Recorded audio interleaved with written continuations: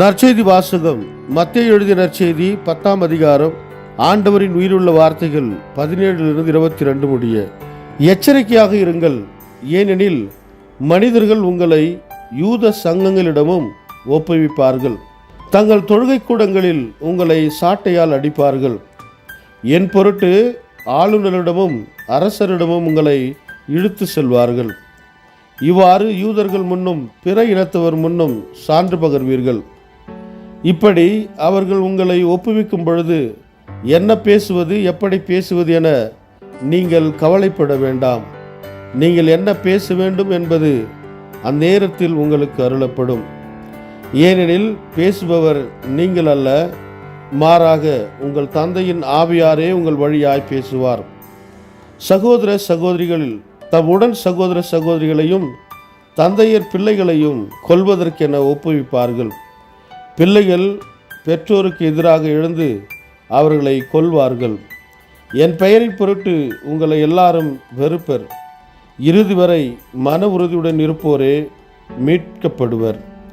ಇದು வாழ்வு தரும் கிறிஸ்துவின் நற்செய்தி. கிறிஸ்துவே உமக்கு புகழ். ಮತ್ತಾಯ ಅಧ್ಯಾಯ 10 ವಚನ 17 22 ಜನರ ವಿಷಯದಲ್ಲಿ ಎಚ್ಚರಿಕೆಯಿಂದಿರಿ. ನಿಮ್ಮನ್ನು ಅವರು ಬಂಧಿಸಿ ನ್ಯಾಯಾಲಯಕ್ಕೆ ಕರೆದುಕೊಂಡು ಹೋಗುವರು. ಅವರು ತಮ್ಮ ಸಭಾಮಂದಿರಗಳಲ್ಲಿ ನಿಮ್ಮನ್ನು ಕೊರಡೆಗಳಿಂದ ಹೊಡೆಯುವರು. ನಿಮ್ಮನ್ನು ಅಧಿಕಾರಿಗಳ ಸಮ್ಮುಖಕ್ಕೂ ಅರಸುಗಳ ಸಮ್ಮುಖಕ್ಕೂ ಕರೆದುಕೊಂಡು ಹೋಗುವರು. ನನ್ನ ನಿಮಿತ್ತ ಜನರು ನಿಮಗೆ ಹೀಗೆ ಮಾಡುವರು. ಆದರೆ ನೀವು ಆ ಅರಸರುಗಳಿಗೂ ಅಧಿಕಾರಿಗಳಿಗೂ ಯೆಹೂದ್ಯರಲ್ಲದ ಜನರಿಗೂ ನನ್ನ ವಿಷಯವಾಗಿ ಹೇಳುವಿರಿ.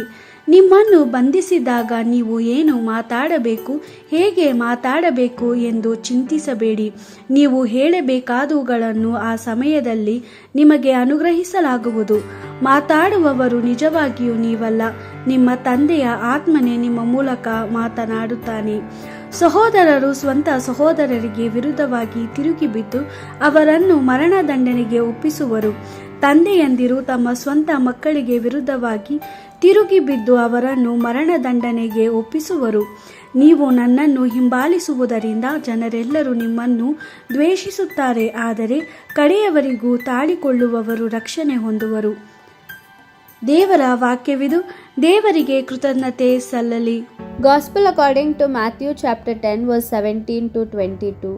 Be on your guard with regard to people, for they will hand you over to their courts and they will flog you in their synagogues. You will be brought to trial before rulers and kings because of me, as a witness to them and the Gentiles. But when you are arrested, do not worry about what you are to say or how you are to say it. When the hour comes, you will be given what you are to say. For it will not be you who speak, but it will be the Spirit of your Father speaking through you. Brother will hand over brother to death, and a father his child. Children will turn against parents and have them put to death. Everyone will hate you because of me, but whoever stands firm to the end will be saved. The Gospel of the Lord. Praise to you, Lord Jesus Christ.